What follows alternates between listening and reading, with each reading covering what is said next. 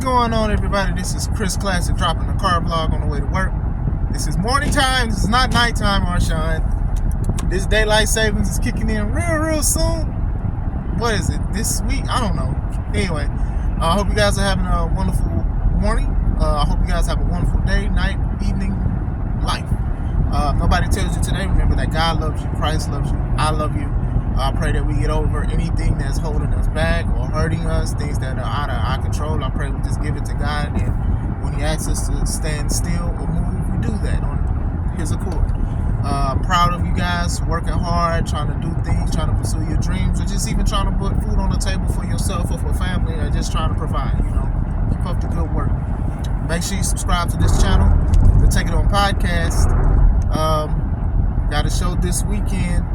True Privilege Wrestling, Heroes Among Workers. I'm going against Mike Strong for the True Privilege Heavyweight title, a title that he cheated me out of, but he's turned a new leaf on defending it and defending it with honor, so I got one more chance for that at the end of the year. Also, make sure you subscribe to my second channel, C3 Ultimate Wrestling. That is me and my wife's professional wrestling company. And we are uploading another match today at 10 o'clock Central Time. Miles Mercer was talking a lot of trash, and C-Red has a mystery opponent for him. So 10 o'clock today, we find out who it is, you find out who it is, and you see the match.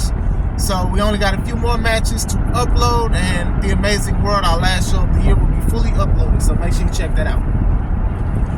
Is Will Ospreay the greatest basically unsigned wrestler? When I say unsigned, I mean independent. Is he the greatest right now?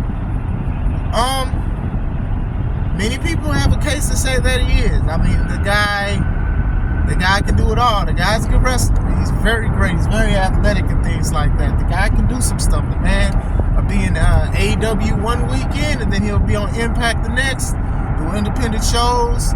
Just a lot. The man is everywhere. And don't get me wrong, a lot of independent wrestlers are everywhere, but this man is everywhere.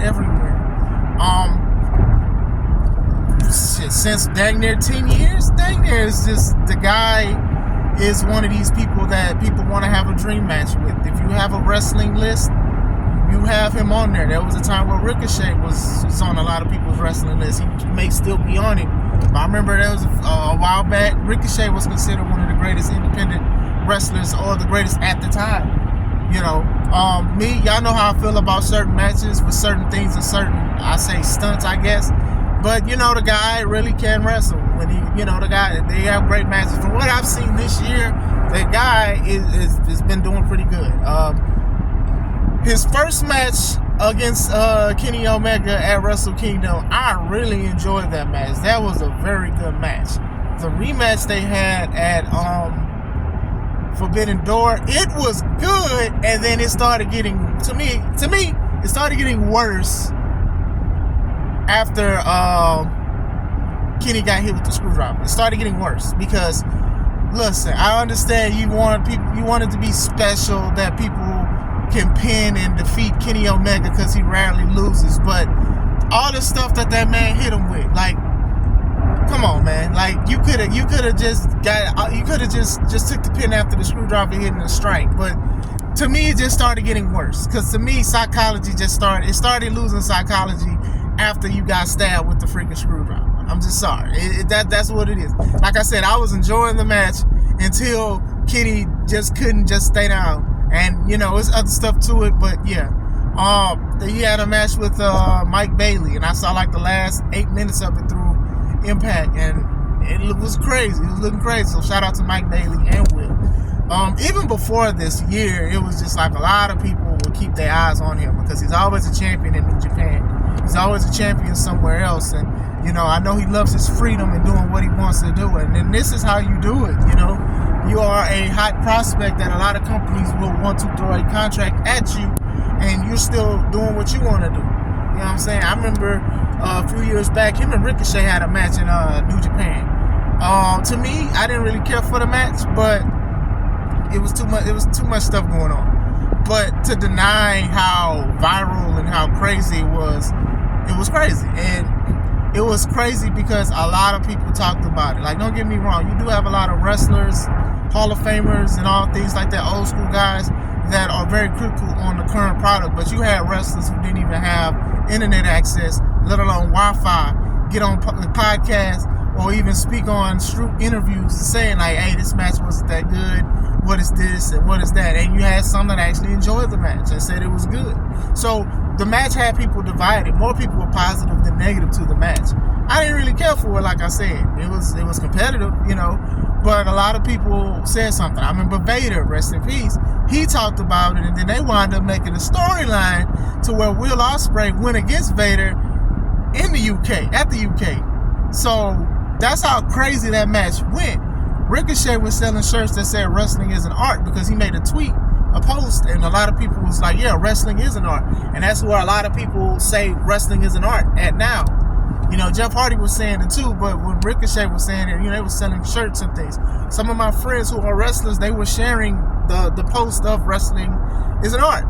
You know what I'm saying? So it was a pretty big thing. You know what I'm saying? Like, a lot of people was talking about that match, and the match was so big that other companies literally booked both of these guys to go against each other to do that same match. And I was like, I think that's probably where my disgust came from, because everybody wanted them to do the same thing, the flip stuff, the back flips, the hurricanrana, the handstands, do this, and y'all still got y'all wrestling cape or jacket on. And then they, like, literally, you can make a compilation that whole year and shout out to them, they made a lot of money off of this. But everybody wanted that same exact match. I forgot what year it was. I wish I knew.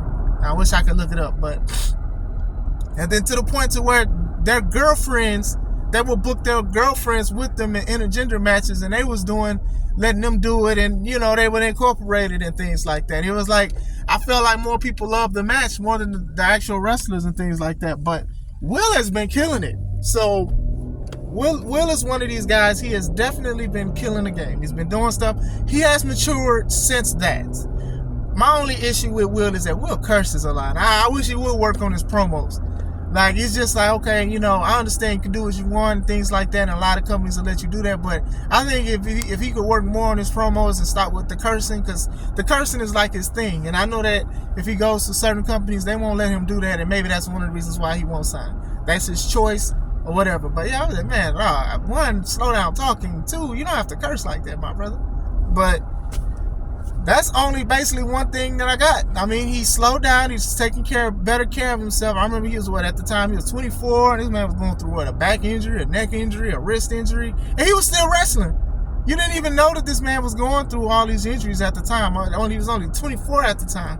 And people thought he was going to retire, but, I think he's mature. I think he's understand that, we're on limited and borrowed time, and you can do some of that stuff, but you got to dilute it. But you got to make sure the product still tastes good. You know what I'm saying? I'm talking about wrestling. I ain't talking about nothing else. I'm just talking about wrestling. I'm not giving y'all a how-to or nothing. I'm just talking about wrestling. But, yeah, I think Will is one of these guys that is on top of the world. The sky's the limit for him. I don't know. There's always rumors about him being signed somewhere, or his contract is being up in New Japan and things like that. I do know that he loves what he's doing. He loves where he's at. And I'm not mad at that. But a lot of people love his matches. Like, as soon as you post such and such is going against Will Ospreay, their stock dang there goes up if their stock isn't already up.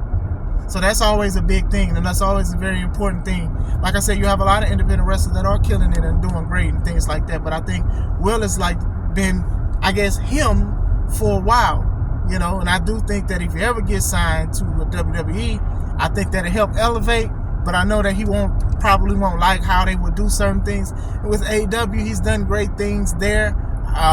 It'd be crazy if Will is the guy, the needle mover. But I don't know, because with independent stuff, people need to understand certain things that I've talked about, excuse me, and multiple times with wrestling and the independent scenes and things like that. It's just like, you guys can have so much, you can have a great match, you can have great matches and things like that, but you still need eyes on the product at the end of the day.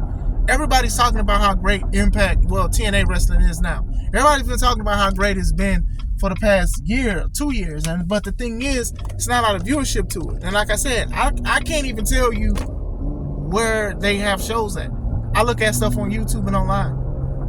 And I can make that effort, but at the same time, as a person who owns a company with my wife, we also have to reach out and let people know where we're at. We have to do sponsorships. We have to do this. We have to go out on our feet and do it. We have to do these kind of things.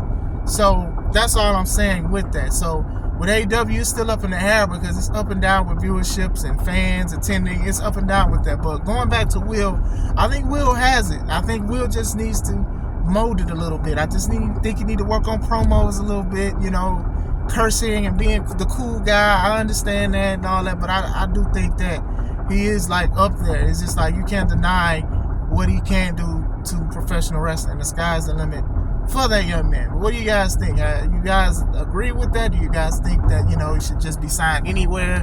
Do you disagree? Do you guys think somebody is somewhat better than him? Or do you think he needs to work on something? Let me know. I hope you guys are having a wonderful morning. This is Chris Classic. Let's take it home.